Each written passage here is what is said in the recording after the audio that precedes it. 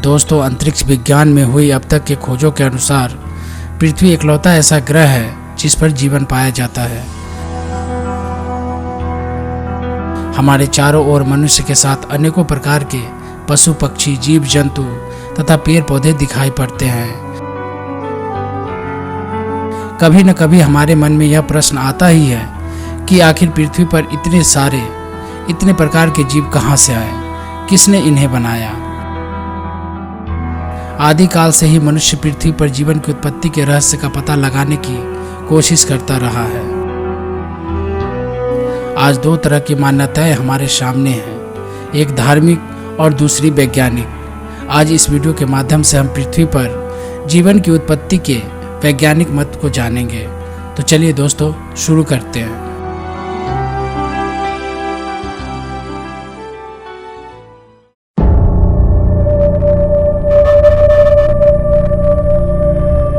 दोस्तों, दुनिया के लगभग सभी धर्मों में सामान्यतः यह माना जाता है कि ईश्वर ने ही धरती पर सब प्रकार के प्राणियों की एक ही समय में और अलग अलग विकसित रूपों में सृष्टि की थी और तब से उनकी वंशानुवंश परंपरा निरंतर चली आ रही है। उनमें तब से आज तक कोई परिवर्तन नहीं हुआ है।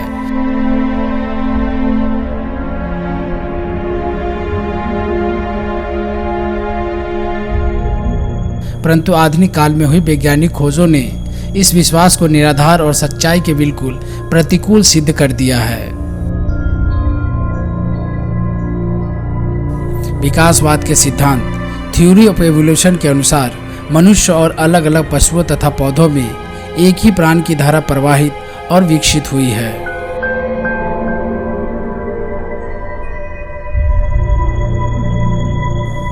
इस थ्योरी के अनुसार बहुत समय पहले, अब से लगभग 200 करोड़ वर्ष पूर्व, पृथ्वी पर होने वाली रासायनिक और भौतिक क्रियाओं के फलस्वरूप भौतिक तत्व से जीव तत्व स्वयं ही अस्तित्व में आ गया था।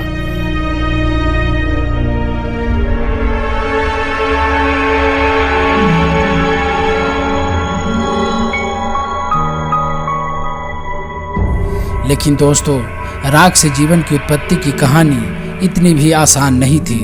जब सोलर सिस्टम के साथ पृथ्वी का निर्माण हुआ था, उस समय पृथ्वी की सतह का तापमान लगभग 2000 डिग्री सेल्सियस था। उसकी सतह पर खौलती हुई लावा के सिवा कुछ भी नहीं था। अंतरिक्ष से बड़े बड़े उल्कापिंड आकर पृथ्वी पर गिर रहे थे।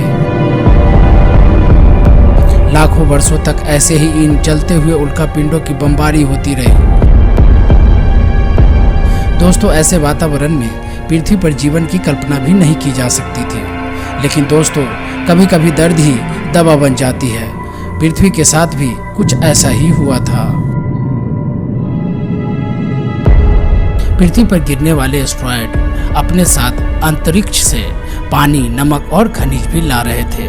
चूंकि पृथ्वी और उसका वातावरण अभी बहुत गर्म था, अतः जल अभी वाष्प के रूप में ही पृथ्वी के वातावरण में जमा हो रही थी। धीरे धीरे उल्कापिंडों का गिरना कम हो गया और पृथ्वी ठंडी होने लगी। सबसे पहले पृथ्वी का वायुमंडल ठंडा हुआ। वायुमंडल के ठंडा होते ही पृथ्वी के वातावरण में मौजूद जलवाष्प संघनित होकर बादल बन गए और धरती पर बारिश होने लगी। बारिश होना, बिजली का चमकना रुक रुक कर काफी सालों तक चलती रही। इस तरह कई सालों तक पृथ्वी पर निरंतर वर्षा होते रहने के कारण धीरे धीरे पृथ्वी की सतह पानी से ढकने लगी। एक समय ऐसा आया जब पृथ्वी की पूरी सतह जलमग्न हो गई। धरती पर चारों ओर पानी ही पानी था।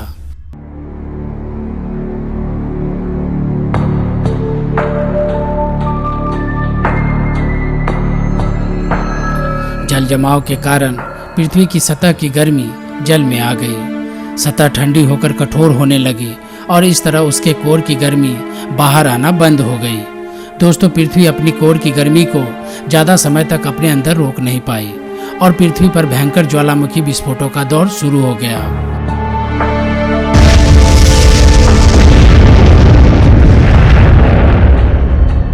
इन ज्वालामुखी विस्फोटों से निकलने वाले लावा ठंडा होने के बाद जमीन का रूप लेने लगे। इस तरह पृथ्वी पर जमीन का निर्माण शुरू हुआ।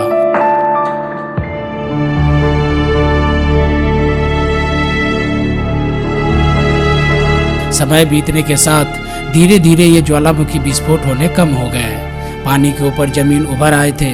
पृथ्वी पर अब जमीन और समुद्र अलग अलग दिखाई देने लगे थे।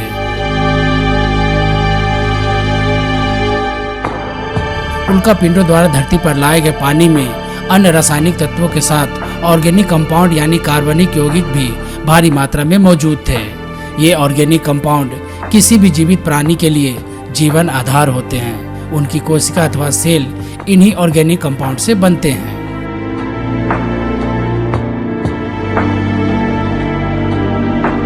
पृथ्वी पर उस समय पानी में मौजूद ऑर्गेनिक कंपाउंड्स को जीवन की दिशा में आगे बढ़ने के लिए जरूरत थी एक रासायनिक प्रतिक्रिया की, जिसके द्वारा वो आपस में जुड़कर ऑर्गेनिक कंपाउंड्स की एक चेन बना सके।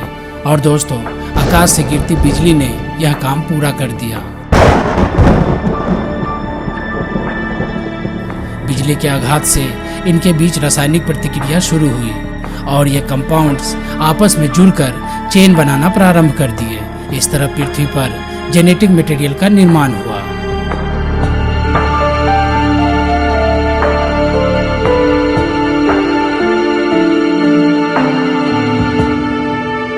अब पदार्थ जीवन के रूप में प्रकट होने के लिए तैयार था।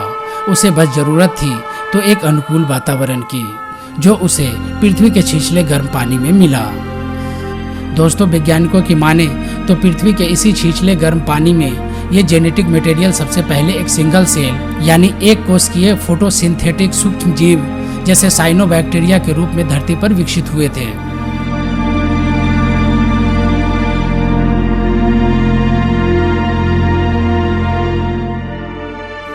सूक्ष्म जीवों के रूप में पृथ्वी पर यह जीवन की पहली शुरुआत थी, परंतु पृथ्वी अभी जीवन के अनुकूल नहीं हुई थी।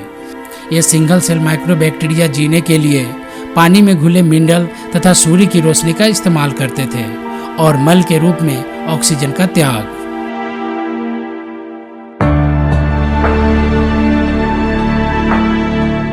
अब तक जो ऑक्सीजन पृथ्वी पर जल के अणु के साथ जुड़ा हुआ था, इन सूक्ष्म जीवों द्वारा मल स्वरूप ऑक्सीजन उत्पन्न करने के कारण ऑक्सीजन के स्वतंत्र अणु यानी ऑक्सीजन गैस धरती पर अलग से उपलब्ध हो गई। दोस्तों, पृथ्वी पर जीवन अनुकूल वातावरण के निर्माण की यह पहली शुरुआत थी। इन सूक्ष्म जीवों के बढ़ने के साथ पृथ्वी पर ऑक्सीजन की मात्रा भी बढ़ने लगी।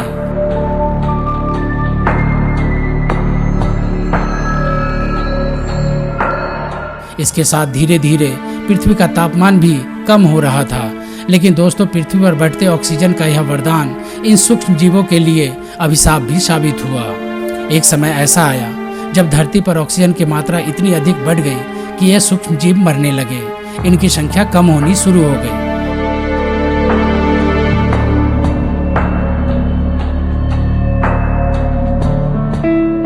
इस प्रकार कम होती इन सूक्ष्म जीवों की संख्या के कारण धरती पर ऑक्सीजन की मात्रा भी फिर से कम होने लगी और पृथ्वी पर जीवन पनपने की संभावना भी रिवर्स हो गई।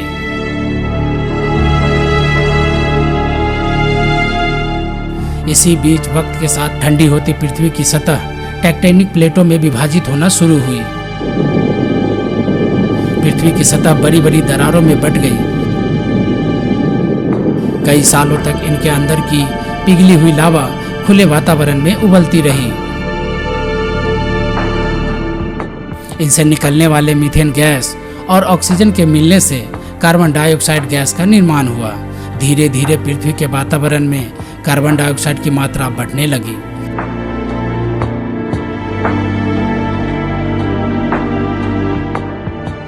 एक समय पृथ्वी पर कार्बन डाइऑक्साइड की मात्रा इतनी अधिक बढ़ गई कि आसमान से एसिड की वर्षा होने लगी।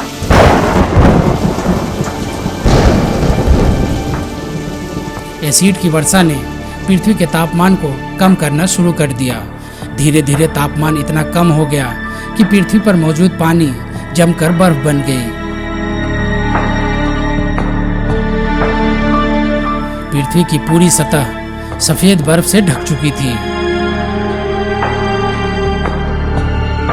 पृथ्वी बर्फ के एक विशाल गोले की तरह दिखने लगा था।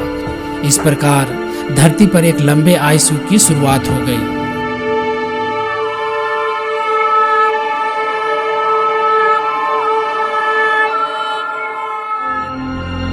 दोस्तों, यह हमारे हिम मानवों वाला आइस युग नहीं था, बल्कि ये तो उससे करोड़ों वर्ष पहले का हिम युग था।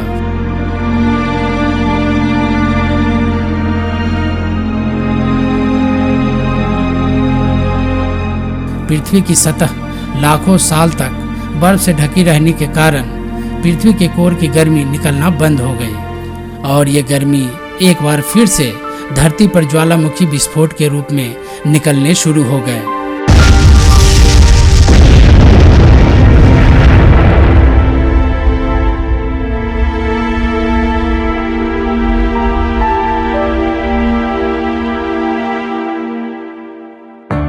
वातावरण में गर्मी बढ़ने लगी, बर्फ का पिघलना शुरू हो गया और साथ ही धरती पर कार्बन डाइऑक्साइड की मात्रा भी बढ़ने लगी। दोस्तों, कार्बन डाइऑक्साइड की मात्रा बहुत अधिक बढ़ जाने के कारण एक बार फिर से पृथ्वी पर एसिड की वर्षा शुरू हो गई। धीरे धीरे पृथ्वी की पानी ठंडी होकर फिर से जम गई और इस प्रकार एक बार फिर से धरती पर आइस युग की शुरुआत हो गई। दोस्तों, ऐसा करोड़ों साल तक चलता रहा। न जाने कितने हिम युग इस धरती ने देखा होगा।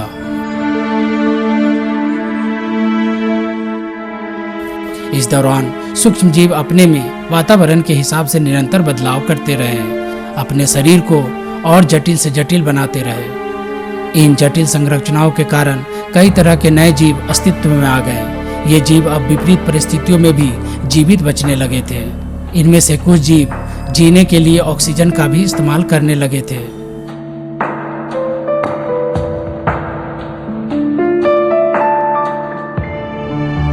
दोस्तों, समय के साथ पृथ्वी की गीली सतहों पर काई के रूप में माइक्रो प्लांट्स उगाए फंगी का निर्माण हुआ। आज से करीब 47 करोड़ वर्ष पहले पृथ्वी पर मोसेस नामक पौधे उगने शुरू हुए थे। पौधे कार्बन डाइऑक्साइड का इस्तेमाल करने के साथ ऑक्सीजन उत्पन्न करने लगे। इस तरह धरती पर ऑक्सीजन की मात्रा बढ़ने लगी।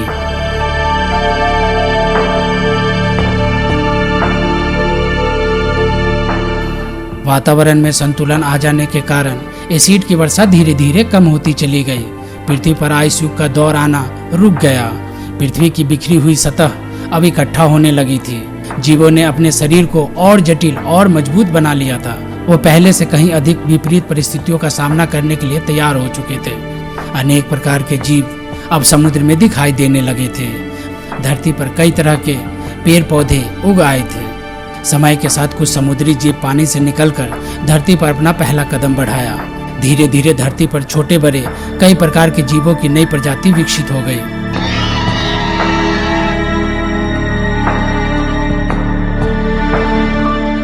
तो दोस्तों, कुछ इस प्रकार धरती पर जीवन की शुरुआत हुई। आगे चलकर करोड़ों वर्ष बाद इन्हीं जीवों में से हम मनुष्य भी विकसित हुए।